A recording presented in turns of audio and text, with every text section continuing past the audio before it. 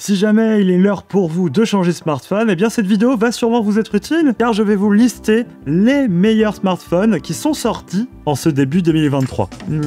Comment vous dire que ce début d'année 2023, c'est pas l'année du rapport qualité-prix pour les fabricants, hein. Pour vous dire niveau prix, je commence avec un smartphone à 850 €, après ça fera que monter, et le dernier smartphone, je vous promets, il sera un peu moins cher que les autres, un peu plus raisonnable.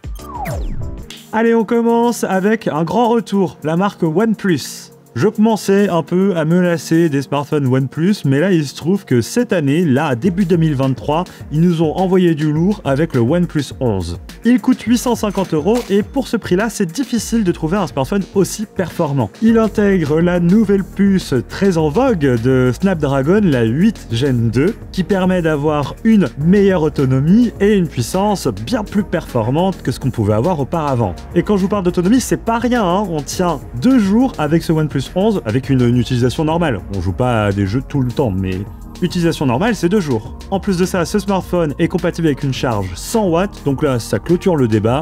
Ce smartphone possède une bonne autonomie et une charge rapide que demande le PEP. À ça, on ajoute un superbe écran OLED 120 Hz avec la technologie LTPO qui permet à l'écran d'être adaptatif. Sur des contenus qui ont besoin de fluidité, on est à 120 Hz, donc 120 images par seconde. Et sur des contenus où on s'en fout, par exemple le Always On Display, on s'en fout qu'il y ait 120 images par seconde, mais il peut descendre jusqu'à 1 Hz et donc économiser encore plus de batterie. Si on doit trouver une petite faiblesse au smartphone, ça serait au niveau de la photo. Alors je dis pas qu'elle est mauvaise, elle est même très bonne, on a fait un comparatif par rapport aux autres smartphones haut de gamme, mais c'est vrai qu'à côté d'un Google Pixel 7 Pro, qui coûte le même prix voire moins, eh ben il se fait un peu manger tout cru. Ça n'empêche pas qu'il a une très bonne polyvalence photo, avec une optique x2 et un mode portrait que j'ai vraiment kiffé. Alors il faut savoir que pour descendre le prix à 850 €, ils ont dû faire quelques concessions, notamment par exemple il n'a pas de charge sans fil, et le verre qui protège l'écran est un Gorilla Glass 5, et au niveau de l'étanchéité on est sur de l'IP64, donc c'est un peu limite en 2023, on n'est pas sur la perfection que pourrait atteindre le Samsung que je vais vous citer maintenant. Tout ça n'empêche que ce smartphone est juste excellent et donc il mérite amplement sa note de 9 sur 10. Et attention, si jamais ce smartphone vous intéresse, il est peut-être en promo en ce moment, je vous ai mis les liens en description, vous cliquez et vous verrez, on a un comparateur de prix sur Frandroid qui sera très pratique pour dénicher « Ah, et là il est moins cher ici et là il est comment ?» Pratique. Allez, on passe à Samsung qui a sorti sa gamme de Galaxy S23, S23 Plus et S23 Ultra. Ils viennent de sortir et autant vous dire qu'on a été plutôt scotché par ces smartphones parce qu'au visuel comme ça, il n'y a rien qui change par rapport aux anciens. Mais à l'intérieur, il se passe pas mal de choses. Déjà, en point positif, on peut remarquer un design qui est tout bonnement magnifique, avec un minimalisme au top, et des matériaux qui sont accompagnés d'une finition sublime. Moi, quand je vois ça, ça m'émoustille, hein. Je sais pas vous, mais... En plus de ça, on a un écran qui est 100% au top. On est chez Samsung, c'est eux qui fabriquent la majorité des écrans pour les constructeurs de smartphones. Et évidemment, pour leurs propres smartphones, Samsung, ils mettent pas les moins bons, ils mettent les meilleurs. Donc là, on est servi. On peut dire aussi bravo à Samsung pour son OS One UI 5 qui est aux petits oignons, c'est fluide, c'est parfait, il n'y a rien à dire. Et si vous avez eu des précédentes expériences avec l'interface Samsung où vous disiez ça rame un petit peu, autant vous dire que sur cette gamme S23, tout a été corrigé, ça fonctionne parfaitement en symbiose avec le processeur Snapdragon 8 Gen 2 qui est le plus puissant du marché et qui fait tourner tout ça de manière parfaite. En plus de ça, info importante, Samsung promet de mettre à jour l'OS pendant 4 ans. Donc on va avoir 4 nouveaux Android à venir, donc c'est preuve que c'est un smartphone qui lutte contre l'obsolescence et qui est plutôt tourné vers le long terme. Donc a priori, ce smartphone, vous pourrez le garder 4 ans et le mettre à jour et avoir les dernières nouveautés OS de Samsung. Et c'est vrai que tout de suite, on peut réfléchir différemment quant à l'investissement d'un smartphone aussi cher. Quand Samsung commence à augmenter ses prix, eh bien ils vous mettent dans la tête « Attention ! Mais mon smartphone, vous n'allez pas le garder 2 ans comme l'autre concurrent, vous allez le garder 4 ans. » C'est un argument, à vous de voir s'il vous convaincra ou pas.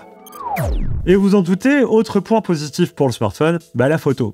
Encore une fois, vous pouvez aller voir notre comparatif. On a comparé le S23 Ultra à plein d'autres smartphones. Et spoiler, il a été élu smartphone préféré pour faire de la photo. Alors tout le monde n'est pas d'accord parce que Samsung a fait de vrais choix artistiques, on va dire. Mais c'est vrai que ça fait plutôt mouche quand on prend une photo avec ces smartphones-là. Tout de suite, les gens vous disent « Waouh, mais c'est quoi ton smartphone? Vas-y, c'est toi qui vas prendre les photos en vacances. C'est toi qui... Voilà, vous allez vous retrouver photographe attitré de la famille. Quoique vous serez plus sur les photos, mais bon... Ça en arrangera certains peut-être. Alors évidemment, ces photos, elles sont bonnes en 2023 aussi, parce qu'il y a cette puce, le Snapdragon 8 Gen 2 dont je vous parlais tout à l'heure, qui est présent et qui vient booster la capacité de traitement des photos du smartphone. Donc merci à ce processeur qui nous fait au plus encore gagner un peu plus d'autonomie que l'an passé. On n'est pas sur une autonomie de 2 jours, mais on tient facilement une grosse journée et demie. Et évidemment, selon le modèle Samsung que vous prendrez, que ce soit S23, S23 Plus ou S23 Ultra, vous n'aurez pas la même autonomie. Plus le smartphone est compact, moins il tient dans le temps. Pour vous dire, un S23 tient une bonne grosse journée, voire dépasser un petit peu, mais pas beaucoup. Le S23 Plus tient 1 jour et demi et le S23 Ultra tiendra 2 jours. Le petit point négatif qu'on pourrait demander à Samsung d'améliorer pour l'année prochaine, ça serait autour de la charge rapide. On est sur une charge vraiment lente qui date un petit peu. Et ça, c'est vrai qu'un petit 100 watts, ça ferait pas de mal. Un petit peu, un petit coup de jeu, 10 minutes, pam, on repart à 80%, ça ferait pas de mal, quoi. Et puis, autre point négatif, c'est le prix. Bah oui, Samsung, ils en ont profité cette année pour augmenter leur gamme tarifaire.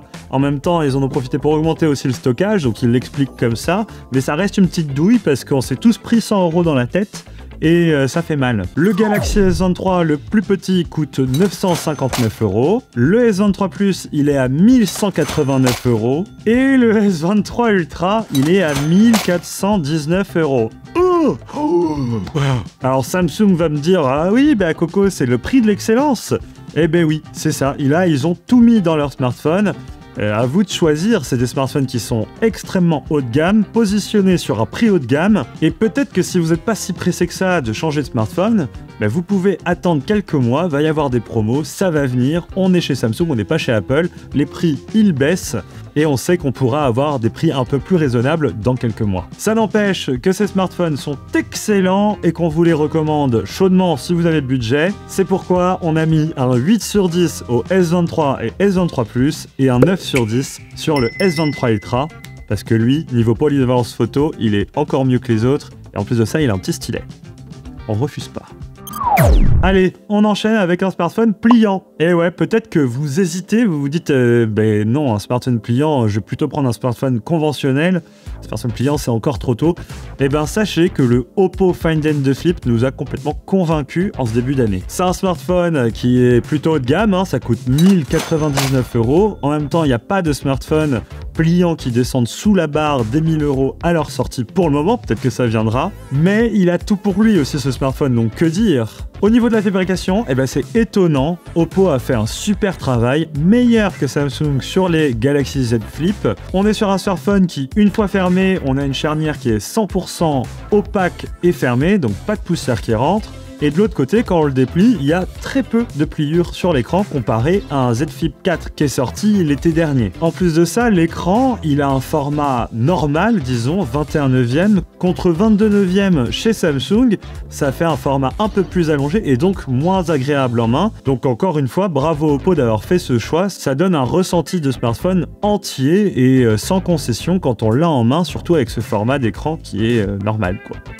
En plus de ça, on peut pas le louper, il y a un écran externe qui est absolument immense à l'avant du smartphone. Alors Oppo, ils ont trouvé plusieurs petites utilités avec des widgets, des infos, des notifs. On peut pas s'en servir comme smartphone miniature, mais ça fonctionne et c'est hyper agréable. Au niveau de la puissance, on n'a pas le Snapdragon 8 Gen 2 que je citais pour les précédents smartphones. On est sur une puce MediaTek Dimensity 9000+. C'est vachement moins puissant qu'un Snapdragon 8 Gen 2, mais ça tient bien la route. On peut jouer à des jeux en 3D, on a une interface qui est plutôt fluide. Alors même si on a un petit gap de puissance qu'on peut remarquer quand on va chercher dans les détails, au quotidien, on n'est pas pénalisé, on a un smartphone qui tient vraiment la route. S'il y a des points négatifs à sortir sur ce smartphone, ça va être au niveau de la photo. On n'a clairement pas une polyvalence suffisante pour un smartphone à ce prix. Mais en même temps, on paye la technologie du pliant, on paye pas la technologie de la photo. Si on veut de la photo, on prend un smartphone plus conventionnel. Là, on est vraiment sur un smartphone à clapet, donc ça a son prix aussi.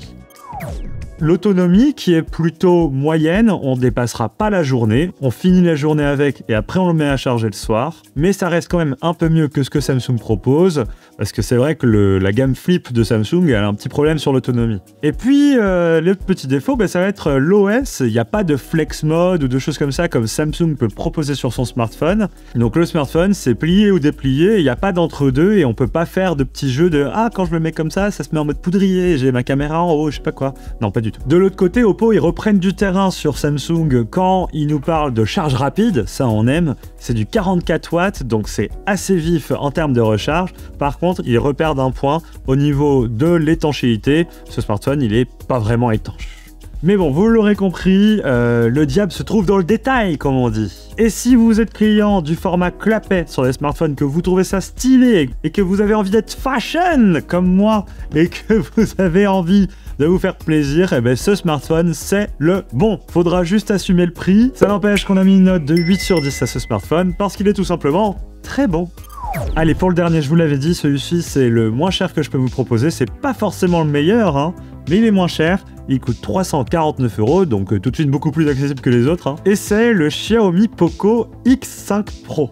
Alors moi je l'aime ce smartphone parce que c'est un smartphone qui est tout bonnement équilibré. Il propose une bonne puissance, des photos on va dire correctes, un design plutôt looké, on le reconnaît, et surtout une bonne autonomie de un bon jour et demi avec une charge rapide, en 45-50 minutes vous l'avez chargé à 100%. Au niveau des performances, ça devrait satisfaire la grande majorité des joueurs sur smartphone parce qu'on peut jouer en 60 images par seconde sans être trop gourmand sur les graphismes, hein, mais on peut jouer en 3D, 60 images par seconde, c'est possible. Après, faut pas exiger les performances d'un smartphone à 1000 € forcément, mais ça suffira pour la majorité des joueurs smartphone. C'est correct, mais ça mériterait d'avoir un traitement un peu plus doux. Là, on est assez agressif au niveau des retouches après la prise de photo. Ça n'empêche qu'à ce prix-là, on a quand même un capteur 108 mégapixels, qui avec un mode 108 mégapixels, on a des photos étonnamment détaillées. Et autant vous dire qu'en plein jour, vous ferez des photos magnifiques. Et je dis bien en plein jour parce que de nuit c'est pas la même limonade, on est plutôt sur des photos assez décevantes quand on manque de luminosité, mais ça c'est assez courant sur les smartphones qui font des concessions. L'écran,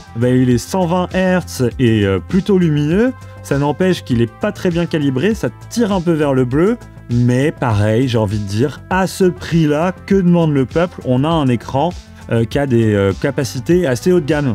Ça n'empêche que ils ont pas fait la calibration avant de le vendre quoi. Mais je vous rassure, ça reste très agréable à utiliser au quotidien. Donc si vous recherchez avant tout un produit avec du style, autonome et avec des capacités non négligeables en termes de gaming, c'est le bon choix. Et si la photo et la fidélité de l'écran est un choix important pour vous, c'est vrai que là il faudra réfléchir à passer son chemin et trouver un autre smartphone qui pourra correspondre à vos exigences. Peut-être regarder dans les smartphones de 2022. Bref, à ce prix-là, ce smartphone, il est bon. Et donc on lui a mis la note de 7 sur 10. Et voilà, ce top est terminé, j'espère que ça vous aura inspiré. Je reprécise, j'ai bien cité uniquement les smartphones qui viennent de sortir là, avant mars 2023. Si jamais votre budget il est un peu trop serré, vous pouvez toujours partir sur des smartphones qui datent de 2022 ou même de 2021. N'hésitez pas à nous le dire si ça vous intéresse, je pourrais vous faire le même top sur des smartphones qui datent un peu plus. Dans tous les cas, si vous avez repéré d'autres smartphones qui sont top, n'hésitez pas à nous le dire dans les commentaires. Et on se retrouve tous les jours sur notre chaîne Twitch où on essaye de répondre à vos questions en direct. Si cette vidéo vous a plu, n'hésitez pas à vous abonner, mettre un petit like, et puis je vous dis à très bientôt. Vive la technologie, vive les smartphones, ciao!